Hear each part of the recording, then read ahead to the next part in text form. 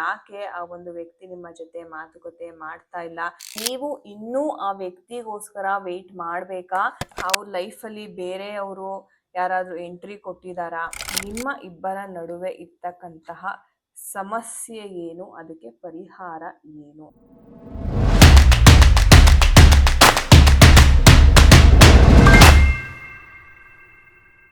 ನಮಸ್ತೆ ವೀಕ್ಷಕರೇ, taro life YouTube ಚಾನೆಲ್ಗೆ ಆತ್ಮೀಯವಾದ ಸ್ವಾಗತ. ನಾನು ಡಾಕ್ಟರ್ ರಮ್ಯಾ.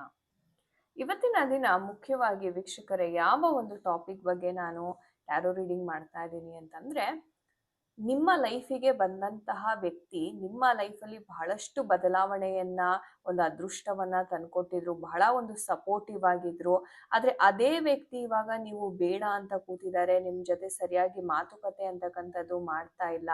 ಅಂಡ್ ನೀವೇನಾದ್ರೂ ಆ ವ್ಯಕ್ತಿ ಜೊತೆ ತುಂಬಾ ಹಚ್ಕೊಂಡಿದ್ರೆ ಅಥವಾ ಫ್ರೆಂಡ್ಶಿಪ್ ಝೋನ್ ಅಲ್ಲಿ ಅಥವಾ ರಿಲೇಶನ್ಶಿಪ್ ಅಲ್ಲಿ ಇದ್ರೆ, ಸೊ ನಿಮ್ಮ ಒಂದು ರಿಲೇಶನ್ಶಿಪ್ ಅಥವಾ ಸಂಬಂಧದಲ್ಲಿ ಯಾವ ರೀತಿ ಒಂದು ಸಮಸ್ಯೆಗಳು ಎದುರಾಗ್ತಾ ಇದೆ, ಅದಕ್ಕೆ ಕಾರಣ ಏನು, ಅದಕ್ಕೆ ಪರಿಹಾರ ಅಂತಕ್ಕಂಥದ್ದು ಏನು ಮಾಡಬಹುದು, ಹಾಗೆ ನಮ್ಮ ಏಂಜಲ್ಸ್ ಕಡೆಯಿಂದ ಯಾವ ಒಂದು ಸಂದೇಶ ಇದೆ, ಯಾವ ಒಂದು ನಿರ್ಧಾರವನ್ನ ನೀವು ಕೈಗೊಳ್ಬೇಕಾಗಿದೆ ಈ ಒಂದು ವಿಚಾರದಲ್ಲಿ ಅನ್ನೋದನ್ನ ನಾವು ನೋಡೋಣ.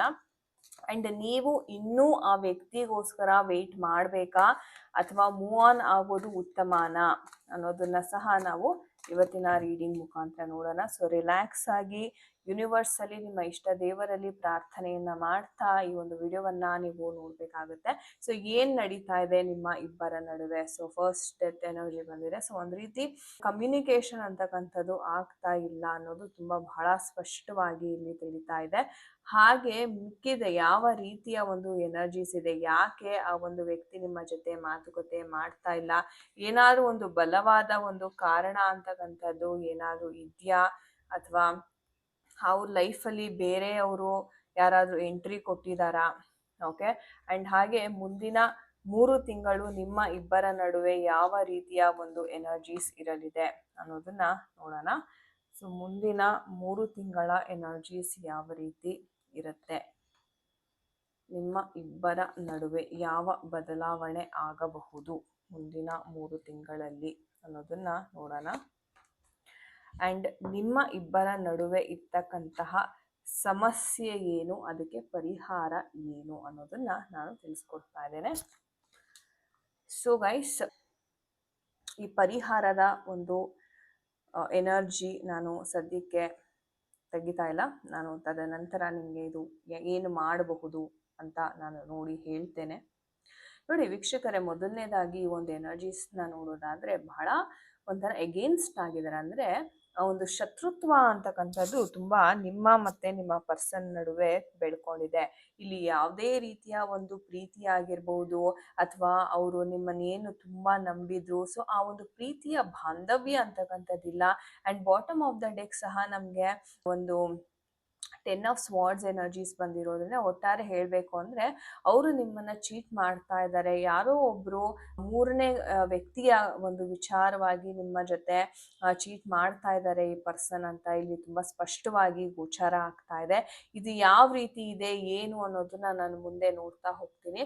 ಸೊ ಮೊದಲನೇದಾಗಿ ಹೇಳಬೇಕು ಅಂತಂದ್ರೆ ಯಾವುದೇ ರೀತಿಯ ಒಂದು ಕನೆಕ್ಷನ್ ಅಂತಕ್ಕಂಥದ್ದು ಈ ವ್ಯಕ್ತಿ ನಿಮ್ಮ ಬಳಿ ಇನ್ನೂ ಇಟ್ಕೊಂಡಿಲ್ಲ ಅಂತ ಬರ್ತಾ ಇದೆ. ಮುಖ್ಯ ಕಾರಣ ಅವರ ಒಂದು ಫ್ಯಾಮಿಲಿ ಬ್ಯಾಕ್ ಗ್ರೌಂಡ್ ಅಂತಾನು ಹೇಳ್ಬೋದು, ಅಥವಾ ಇಂಟರ್ ಕಾಸ್ಟ್ ಮ್ಯಾರೇಜ್ ಇರುತ್ತೆ, ಇಂಟರ್ ಕಾಸ್ಟ್ ರಿಲೇಶನ್ಶಿಪ್, ಅಥವಾ ಅವರ ಒಂದು ಫ್ಯಾಮಿಲಿಗೆ ನಿಮ್ಮನ್ನು ಕಂಡ್ರೆ ಆಗ್ತಾ ಇರಲ್ಲ, ತುಂಬಾನೇ ದ್ವೇಷ ಮಾಡ್ತಿರ್ತಾರೆ. ಸೊ ಈ ರೀತಿಯ ಸಾಕಷ್ಟು ತೊಂದರೆಗಳಂತಕ್ಕಂಥದ್ದು ಈ ಒಂದು ರಿಲೇಶನ್ಶಿಪ್ ಅಲ್ಲಿ ನೋಡ್ತಾ ಇದ್ದೀನಿ. ನಿಮ್ಮ ಪರ್ಸನ್ ಸಹ ತುಂಬಾನೇ ಪ್ರಯತ್ನವನ್ನ ಪಟ್ಟಿದ್ದಾರೆ, ಹೋರಾಟ ಮಾಡಿ ಅವ್ರಿಗೆ ಒಪ್ಪಿಸ್ಬೇಕು. ಇನ್ಫ್ಯಾಕ್ಟ್ ಹೇಳ್ಬೇಕು ಅಂದ್ರೆ ಇನ್ನು ಇವತ್ತಿಗೂ ನಿಮ್ಮ ಪರ್ಸನ್ ಕನ್ಫ್ಯೂಷನ್ ಅಲ್ಲೇ ಇದ್ದಾರೆ, ಯಾವ ನಿರ್ಧಾರವನ್ನ ಕೈಗೊಳ್ಬೇಕು ಅನ್ನುವಂತಹ ಯಾವುದೇ ರೀತಿಯ ಐಡಿಯಾ ಅಂತಕ್ಕಂಥದ್ದು ಅವ್ರಿಗಿಲ್ಲ. ಅವರು ಸಹ ದಿಗ್ಭ್ರಾಂತರಾಗಿ ಕೂತಿದ್ದಾರೆ ಅಂತ ಹೇಳಬಹುದು.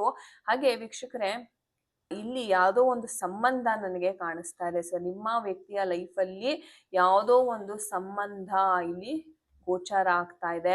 ಆದ್ರೆ ಈ ಸಂಬಂಧ ಅಂತಕ್ಕಂಥದ್ದು ಪರಿಪೂರ್ಣವಾಗಿ ಆಗಿಲ್ಲ. ಯಾಕಂತಂದ್ರೆ ಇನ್ನೂ ಅವರು ನಿಮ್ಮ ಯೋಚನೆಯಲ್ಲೇ ಇದ್ದಾರೆ.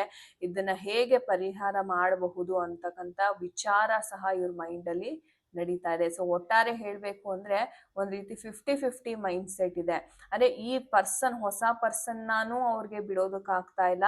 ಅಟ್ ದ ಸೇಮ್ ಟೈಮ್ ಈ ಮೂವ್ ಆನ್ ಆಗಬೇಕು, ನಾನು ನನ್ನ ಲೈಫಲ್ಲಿ ನಿರ್ಧಾರವನ್ನ ಕೈಗೊಳ್ಬೇಕು ಅಂತಕ್ಕಂಥ ವಿಚಾರ ಏನ್ ಇವರ ಮೈಂಡಲ್ಲಿ ನಡೀತಾ ಇದೆ, ಅದು ಸಹ ಇವ್ರಿಗೆ ಬಹಳ ನೋವನ್ನ ಉಂಟು ಮಾಡ್ತಾ ಇದೆ.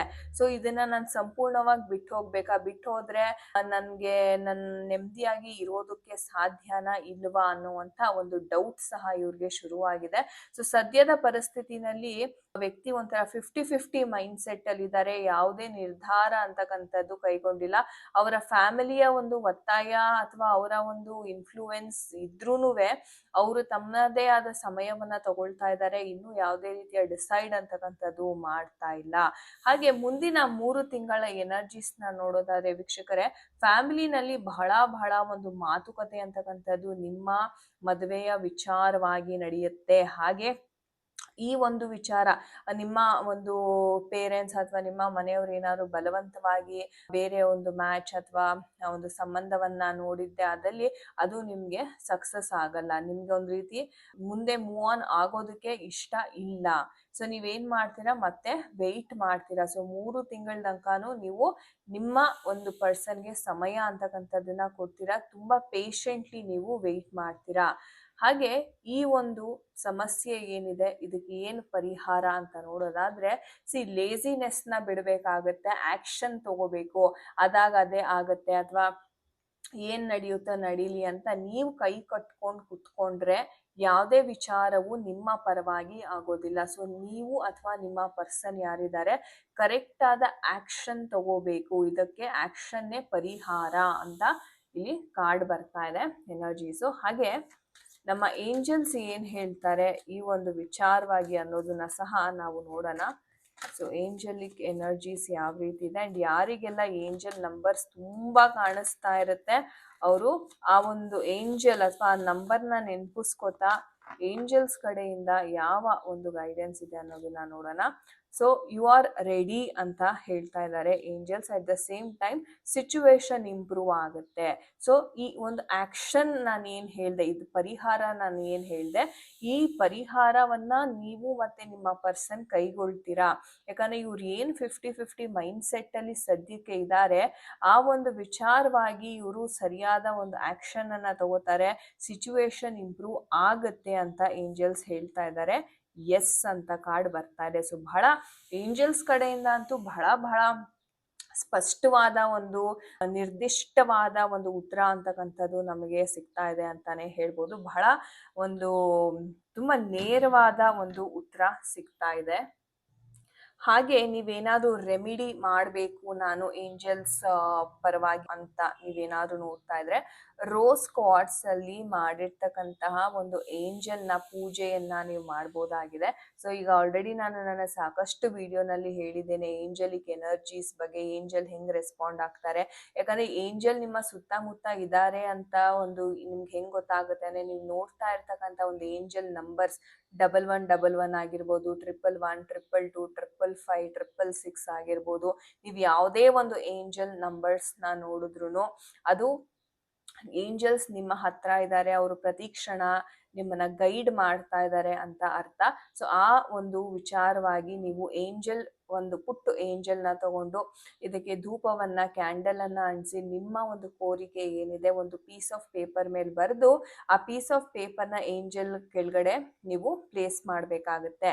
ಸೊ ಈ ರೀತಿ ನೀವು ಏಂಜಲಿಕ್ ಮ್ಯಾನಿಫೆಸ್ಟೇಷನ್ ಮಾಡೋದ್ರಿಂದ ನಿಮ್ಮ ಒಂದು ಸಂಬಂಧದಲ್ಲಿ, ಯಾಕಂದ್ರೆ ಇದು ರೋಸ್ ಕ್ವಾರ್ಟ್ಸ್ ಆಗಿರೋದ್ರಿಂದ ರಿಲೇಶನ್ಶಿಪ್ ಕ್ರಿಸ್ಟಲ್ ಅಂತಾನು ನಾವು ಹೇಳ್ತೀವಿ, ಯಾವುದೇ ರೀತಿಯ ಹಾರ್ಟ್ ಚಕ್ರಕ್ಕೆ ಸಂಬಂಧಿತಂತಹ ಒಂದು ವಿಚಾರಗಳಿಗೆ ಈ ಒಂದು ಏಂಜಲ್ ಪರಿಹಾರ ಮಾಡಿಕೊಡ್ತಾರೆ. ಸೊ ಯಾರಿಗೆಲ್ಲ ಈ ಒಂದು ಏಂಜಲ್ ನ ಅವಶ್ಯಕತೆ ಇದೆ, ಡಿಸ್ಕ್ರಿಪ್ಷನ್ ಬಾಕ್ಸ್ ಅಥವಾ ಸ್ಕ್ರೀನ್ ಮೇಲೆ ಕೊಟ್ಟಿರ್ತಕ್ಕಂಥ ನಂಬರ್ಗೆ ನೀವು ಸಂಪರ್ಕ ಮಾಡಿ. ಏಂಜಲಿನ ಪ್ರೈಸ್ ಬಂದು 777 ಇರುತ್ತೆ. ಸೊ ನೀವು ಪೇಮೆಂಟ್ ಮಾಡಿ ನಿಮ್ಮ ಅಡ್ರೆಸ್ ಡೀಟೇಲ್ಸ್ ನ ಶೇರ್ ಮಾಡಿದ್ರೆ ಏಂಜಲ್ ನಿಮಗೆ ಕೊರಿಯರ್ ಮುಖಾಂತರ ಕಳಿಸಲಾಗುತ್ತೆ. ಸೊ ತುಂಬಾ ಎನರ್ಜೈಸ್ಡ್ ಮಾಡಿ ಕಳಿಸಲಾಗುತ್ತೆ. ಸೊ ಯಾರಿಗೆಲ್ಲ ಏಂಜಲಿನ ನೆಸೆಸಿಟಿ ಇದೆ ಖಂಡಿತವಾಗ್ಲೂ ಸಂಪರ್ಕ ಮಾಡಿ ವೀಕ್ಷಕರೇ. ಸೊ ವೀಕ್ಷಕರೇ, ಇದಾಗಿತ್ತು ಇವತ್ತಿನ ಒಂದು ವಿಡಿಯೋ. ಐ ಹೋಪ್ ನಿಮಗೆ ಇವತ್ತಿನ ವಿಡಿಯೋ ಇಷ್ಟ ಆಗಿದೆ ಅನ್ಕೋತೀನಿ. ಯಾರ ಜೊತೆ ಎಲ್ಲ ಈ ವಿಡಿಯೋ ನಿಮಗೆ ಕನೆಕ್ಟ್ ಆಗಿದೆ ಖಂಡಿತ ಕಮೆಂಟ್ ಸೆಕ್ಷನ್ ಅಲ್ಲಿ ತಿಳಿಸಿ. ನಿಮ್ಮ ಆತ್ಮೀಯರೊಂದಿಗೆ ಈ ವಿಡಿಯೋವನ್ನ ತಪ್ಪದೇ ಶೇರ್ ಮಾಡಿ. ಮತ್ತೊಮ್ಮೆ ಇಂಟ್ರೆಸ್ಟಿಂಗ್ ಆದ ವಿಡಿಯೋ ಒಂದಿಗೆ ಮತ್ತೆ ನಿಮಗೆ ಭೇಟಿ ಆಗ್ತೇನೆ. ಹರೇ ಕೃಷ್ಣ ಎವ್ರಿವನ್.